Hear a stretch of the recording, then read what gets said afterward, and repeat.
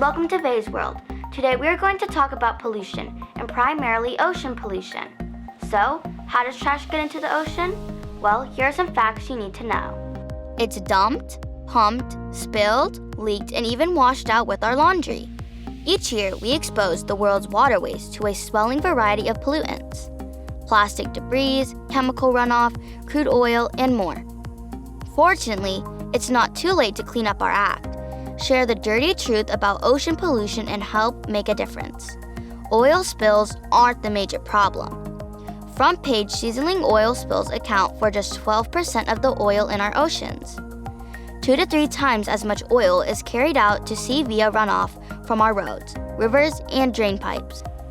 More plastic than fish, up to 12 million metric tons. That's how much plastic we dump into the oceans each year. That's about 26 billion pounds, or the equivalent of more than 100,000 blue whales, every single year. By 2050, ocean plastic will outweigh all of the ocean's fish. Garbage patches. There's so much rubbish at sea. The debris has shaped giant garbage patches. There are 5 of them around the world, and the largest, the Great Pacific Garbage Patch, includes an estimated 1.8 trillion pieces of trash and covers an area twice the size of Texas. Plastic poses a double danger. Ocean plastic can be broken into smaller pieces, known as microplastics, by sun exposure and wave action, after which it can find its way into the food chain. As unsightly as ocean pollution is, what we can't see may be worse. Scientists estimate that some 14 million metric tons of ocean garbage actually rest on the seafloor, meaning we're unlikely to ever be able to clean it up. Even nutrients can be harmful when dumped at sea in large amounts. Archaeological nutrients such as nitrogen can stimulate the explosive growth of algae. When the algae decompose, oxygen in the surrounding waters is consumed, creating a vast dead zone that can result in mass die-offs of fish and other marine life. The number of dead zones is growing.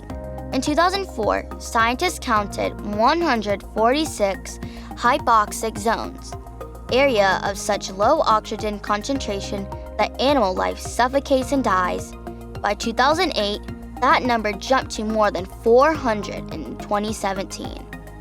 In the Gulf of Mexico, oceanographers detected a dead zone nearly the size of New Jersey, the largest dead zone ever measured at the time. The oceans are losing muscle mass.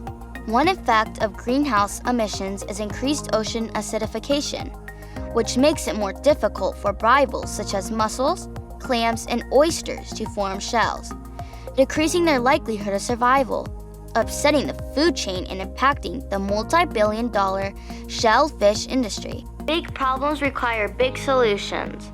In 2013, Dutch inventor Boyan Slat founded the Oceans Cleanup at the age of 18 in his hometown of Delft, Netherlands. The Ocean Cleanup's team consists of 120 engineers, researchers, scientists, computational modelers, and supporting roles, working daily to rid the world's oceans of plastic. Once there was a Stone Age, a Bronze Age, and now we are in the middle of the Plastic Age. Because every year we produce about 300 million tons of plastic, and a fraction of that enters rivers, waterways, and eventually the oceans. Every year, millions of tons of plastic enters the oceans primarily from rivers, and the plastic that's afloat within the oceans isn't going away by itself. To effectively solve the problem, we need to both turn off the tap, haul the trash from rivers, and mop the floor, remove legacy plastic from the oceans all at the same time. The Ocean Cleanup, a non-profit organization, is developing a scaling technology to get rid of the world's oceans of plastic. You, the viewer, can help by your support in their work to protect nature for the benefit of us all. Thanks for watching Vay's World. Please like and subscribe. The largest one of these accumulations is the infamous Great Pacific Garbage Patch, which is the one halfway between Hawaii and California. And here's a graph showing the concentration of plastic in that Great Pacific Garbage Patch, going from, say, the 1950s, 1960s on the left, all the way to very recently. And I think this is the one image that shows what it's all about. It's getting worse, fast.